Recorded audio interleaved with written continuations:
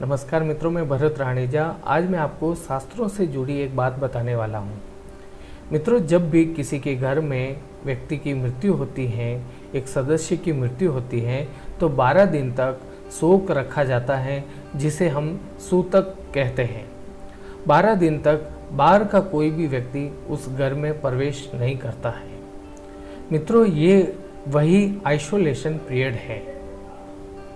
मृत्यु या तो किसी बीमारी से होती है या फिर बुढ़ापे के कारण होती है। बुढ़ापे में शरीर जो है वो जर्जर हो जाता है, शरीर तमाम रोगों का घर बन जाता है और ये रोग हर जगह ना फैले, इसके लिए 12 दिन का क्वारंटाइन पीरियड रखा गया है। ये नियम जो है हमारे बड़े बुजुर्गों ने बनाए थे, हमारे शास्त्रों ने बनाए हैं। मित्रों, जब कोई व्यक्ति शव को अग्नि देता है, यानी किसी परिवार में किसी सदस्य की मृत्यु हो जाती है, तो जो सबसे बड़ा पुत्र होता है वो शव को अग्नि देता है। और ऐसा नियम है कि बाकी घर वाले जो है उसको 12 दिन तक छूते नहीं हैं और उसके लिए खाने पीने की व्यवस्था, भोजन की व्यवस्था, बिस्तर की व्यवस्था, कपड़ों की व्यवस्था जो है वो अलग कर दी जाती है। 13 दिन बाद में जब घर में सूतक समाप्त हो जाता है, शुद्धिकरण हो जाता है, उसके बाद ही वो व्यक्ति जो है घर के सभी कार्यों में हाथ बटा सकता है या पूजा पाठ वगैरह जो है वो घर के सभी नियमों में आगे रह सकता है। इसके अलावा मित्रों, बात करें तो घर में किसी भी सदस्य की मृत्यु हो जाती है तो घर में जिस सदस्य की मृत्यु हो जाती है उसके पुत्र पौत्र जो है, उसके भाई संबंधी जो है वो सिर मुंडवाते हैं, यानी सिर के बाल जो है वो मुंडवा देते हैं। ऐसा माना जाता है कि बाल जो है वो जल्दी संक्रमित हो जाते हैं।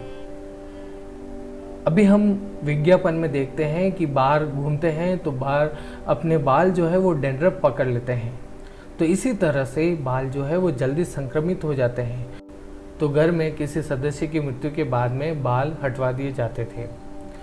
तब कुछ लोग जो है वो हम पर बहुत हंसते थे, हमारे शास्त्रों का मजाक बनाते थे, हमें ब्लडी इंडियंस कहकर हमारा मजाक बनाते थे, हमारी निंदा करते थे।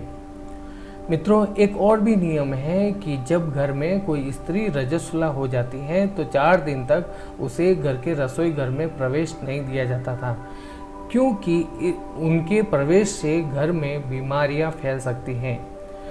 अभी साइंस कहता है कि जो रजस्वला स्त्री हैं वो घर में मसालों में वगैरह हाथ लगाती हैं तो मसालों में कीड़े हो जाते हैं, और ऐसा उदाहरण आपने घर में कई बार देखा भी होगा। पर मित्रों, लोग जो है पानी पी पी कर गालियाँ देते थे और हमारे शास्त्रों का मजाक बनाते थे। इसके अलावा मित्रों, जब कोई व्यक्ति किसी की शव यात्रा में जाता था और जब शव यात्रा से लौटता था तो घर में उसे सीधे प्रवेश नहीं मिलता था। घर के बाहर से ही उसके हाथ पैर धुलवाए जाते थे, उसके कपड़े वहीं पर परिवर्तन किए जाते थे, उसके बाद उसको घर में प्रवेश दिया जाता था। तब भी लोग बहुत मजाक उड़ाते थे। और आज भी गांवों में परंपरा है कि बाहर से कोई भी व्यक्ति घर में आता है तो पहले उसके हाथ पैर धुलवाए जाते हैं, फिर घर में प्रवेश दिया जाता है। इसके अलावा भी मित्रों, एक और बात है कि जब भी आप अपने घर से बाहर जाते थे तो आपकी माता जी आपको हल्दी कपूर जेब में रखने के लिए बोलती थी, क्योंकि ये जो है वो कीटाणु रोधी होते हैं। और शरीर पर पानी का लेप भी करती थी कि आपके शरीर पर सुगंध भी बनी रहे और आप लोग रोगाणुओं से बचे रहें। लेकिन इन सब नियमों को हमने धीरे धीरे करके भुला दिया।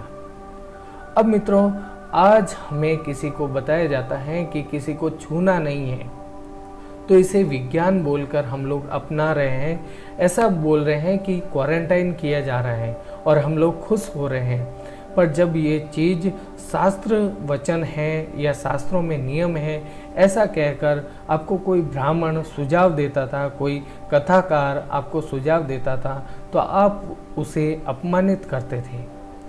और आज जब इस स्थिति से पूरा विश्व जूझ रहा है तो आप इसे हंसी हंसी अपना रहे हैं, बता रहे हैं कि मैं 14 दिन के लिए क्वारंटाइन हूँ।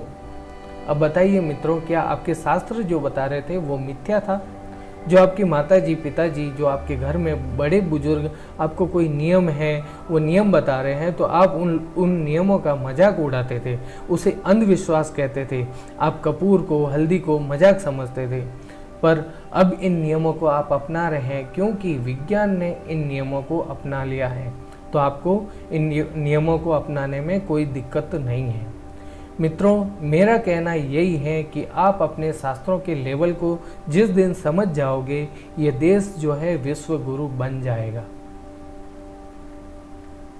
अब भी कहता हूँ, आप अपने शास्त्रों का सम्मान करो, मान करो, बड़े बुजुर्गों का मान सम्मान करो। मित्रों, हमारे वेद पुराणों में, हमारे शास्त्रों में कोई भी बात लिखी है वो मिथ्या नहीं है। हमारे शास्त्र कहते हैं सर्वे भवन्तु सुखिनः सर्वे सन्तु निरामया।